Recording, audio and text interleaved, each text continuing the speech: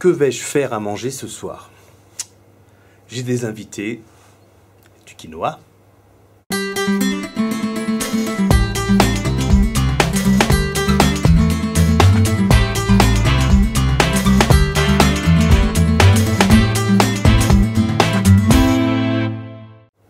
Alors le quinoa, non seulement on va en parler, c'est assez bon au niveau nutritionnel, mais c'est original. Alors on a fait le tour des riz, on a fait le tour des repas qu'on peut faire entre amis, etc.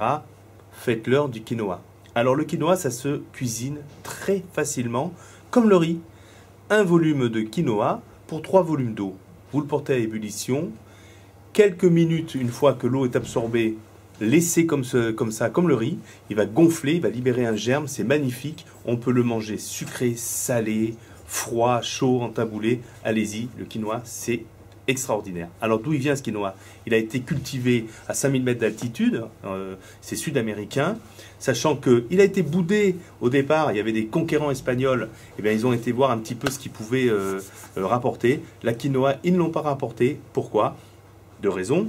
Parce qu'il y a de la saponine dedans. Saponine, une sorte de substance qui à la fois peut être bonne, mais est mauvaise parce que c'est une sorte de savon, après ce que j'ai lu, qui pourrait nuire à la santé. Sachant qu'aujourd'hui, ces quinoas qui sont vendus sont lavés et ont très peu de saponine. Par contre, en effet, cette quinoa, on ne la donnera pas à un enfant de moins de 2 ans. On évite. Voilà. Riche en protéines, en effet. Riche en vitamines, riche en fer. Voilà. Alors, vous en avez plusieurs. Lesquelles choisir? En effet, il y a bon nombre de variétés.